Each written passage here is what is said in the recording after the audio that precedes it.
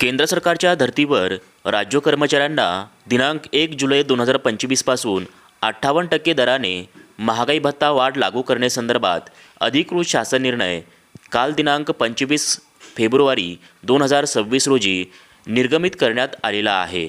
परंतु सदर लाभ सरसकट अद्याप लागू करण्यात आलेला नाही। या संदर्भात शासन निर्णयामध्ये नमूद अटी शर्ती या व्हिडिओच्या माध्यमातून पुढील प्रमाणे जाणून घेऊयात। सदर शासन निर्णयामध्ये स्पष्ट नमूद करण्यात आले आहे की दिनांक 1 जुलै 2025 पासून 7व्या वेतन आयोगानुसार सुधारित वेतन संरचनेतील मूळ वेतनावरील अनुज्ञेय महागाई भत्त्याचा दर 55% वरून 58% करण्यात येत आहे। त्याचबरोबर दिनांक 1 फेब्रुवारी 2026 पासून सदर वाढीव महागाई भत्ता रोखीने अदा करण्याचे निर्देश देण्यात आले आहे।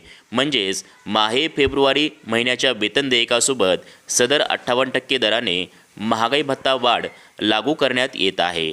त्याचबरोबर माहे जुलै 2025 ते ऑक्टोबर 2025 या कालावधीतील थकबाकीची रक्कम ही माहे मार्च 2026 या महिन्याच्या वेतन देयकासोबत रोखीने अदा करण्याचे निर्देश देण्यात आले आहे।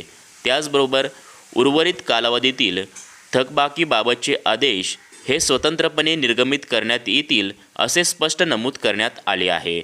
म्हणजेच माहे नोव्हेंबर 2025 ते जानेवारी 2026 या कालावधीतील महागाई भत्ता थकबाकीची रक्कम संदर्भात स्वतंत्रपणे आदेश निर्गमित करण्यात येतील। त्यानंतरच सदर कालावधीतील थकबाकीची रक्कम कर्मचाऱ्यांना अदा करण्यात येणार आहे।